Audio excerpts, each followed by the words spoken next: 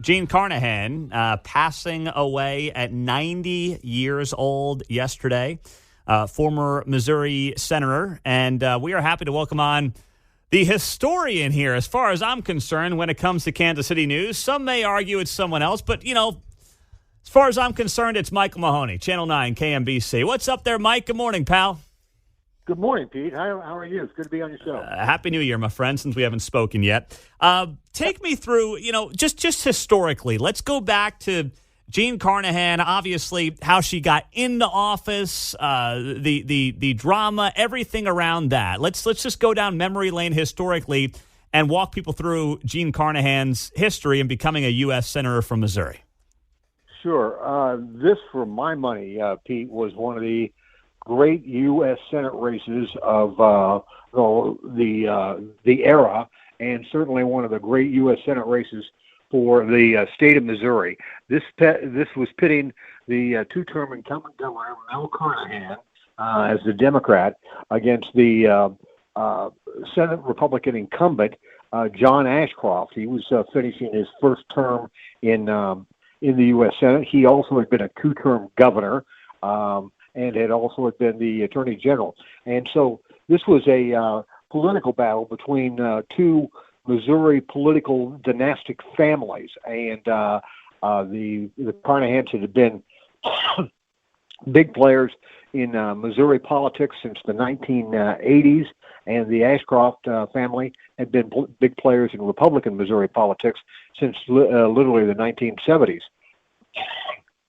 So this was a big, expensive showdown race for the U.S. Senate, and it was one of the most expensive races in the country, and it was also extra sort of supercharged by the fact that there was, for lack of a better term, some personal rivalry, maybe even animosity between the two families because of their different political styles. So this is 2000. This is the 2000 U.S. Senate race. Obviously, that's a fascinating time in this country. It's a fascinating presidential year as well. And here in Missouri, You've got this Senate race that was as close as it could possibly be. Correct. Now the polls probably had Ashcroft up late in this election by a tick or two. And what happened was on October the 16th, 3 weeks before the election, Carnahan got into a small plane being piloted by his son, Russ, and he also had one of his top aides, a guy by the name of Chris Sifford, with him. And they were going to go from St. Louis down to New Madrid in the south part of the state for a campaign event, and then swing back up to St. Louis, because the next night in St. Louis was going to be one of the presidential debates between George Bush and Al Gore at Washington University. So the center of the political world was descending on Missouri anyway at that time. Carnahan's plane crashes in Jefferson County on the way down. The FAA ruled that the pilot, Russ Carnahan, became disoriented through the rain and the fog and the mist. It was a terrible night. I was on my way over to St. Louis that night, and visibility was not very good at all. So they perish in this crash. It jolts the Missouri political community and the state, as you can imagine. The new governor, Lieutenant Governor Roger Wilson, comes out a few days later and announces that he is going to appoint Gene Carnahan to the Senate seat if Mel wins. The codicil there is the fact that it was too late to take Mel Carnahan's name off the ballot. So, in effect, the John Ashcroft campaign was running against the late Mel Carnahan in this, and that really complicated the campaign for the Ashcroft folks down the stretch, because they couldn't criticize him. They could only talk in general about their policies that they wanted to try and implement in a second Senate term, and they really got beat by a campaign of emotion as much as anything else down the stretch. Mel Carnahan won that general election by a point or two, and then Lieutenant Governor then Governor Wilson appointed Jean Carnahan as his replacement, and she served 2 years in the Senate, the first 2 years of the Carnahan term before the next opportunity to have a Senate election, which would have been in 2002. Yeah, it was a wild, dramatic time. The funeral for Mel Carnahan was a state funeral. The President of the United States and many Senate dignitaries and people from all over the country were in Jefferson City for a public funeral, and then there was a private funeral down in the Rolla area where Carnahan was buried, and where Gene will be buried next to him now. Mm-hmm.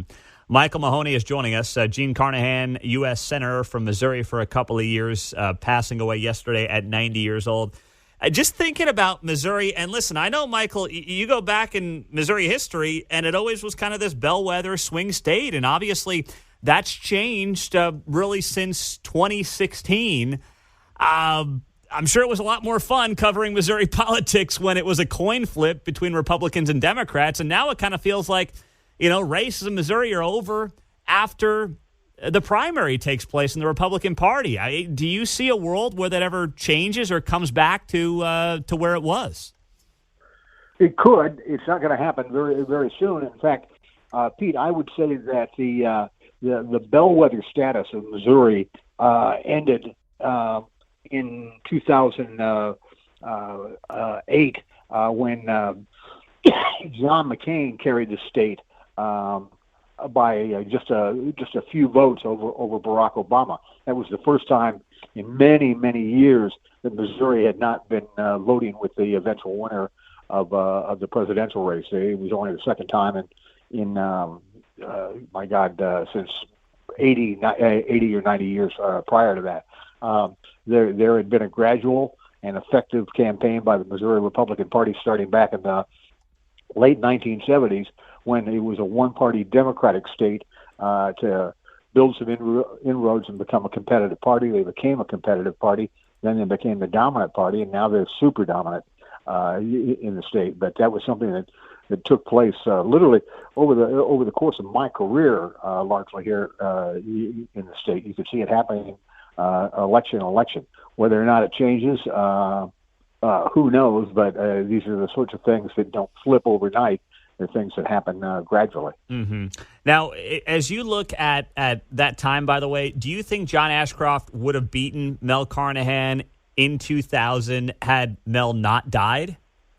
I do. Okay. I think it would have been a really close race. But I think that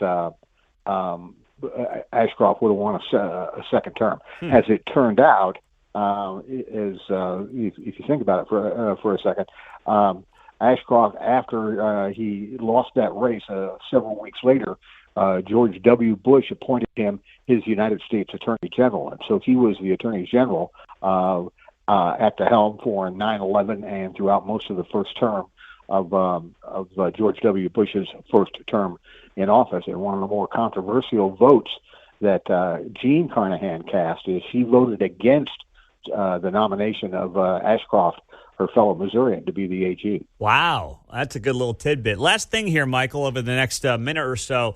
Speaking of Ashcrofts, of course, Jay, now his son, is running for governor. You got Mike Kehoe, the current lieutenant governor. Jay Ashcroft is the Secretary of State.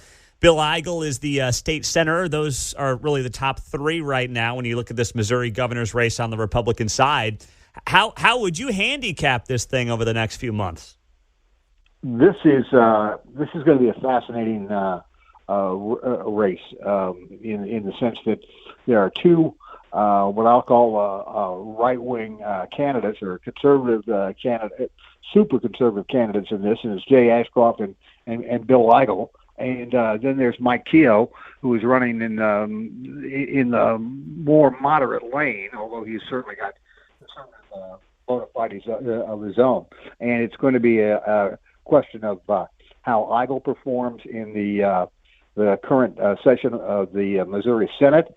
It's going to be a question of how Ashcroft performs and gets his campaign rolling as the Secretary of State, and then Kehoe, probably with the tacit backing of Mike Parson, if he doesn't outright endorse him, running out of the lieutenant governor's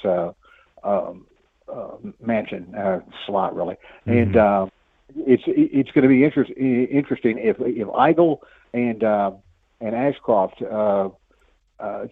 cancel each other out on the Freedom Caucus side of the Missouri Republican primary. Then Micheal could be their nominee, and if not, we'll have to see how it goes. It's going to be a competitive race. It is a competitive race. It is. It is. Well, Mike, hey, it's always great to have you on. We appreciate you being here, and we'll talk to you soon, my man. Okay, my pleasure, Pete. See you down the road. We'll talk to him soon. That is Micheal Mahoney, Channel 9, KMBC.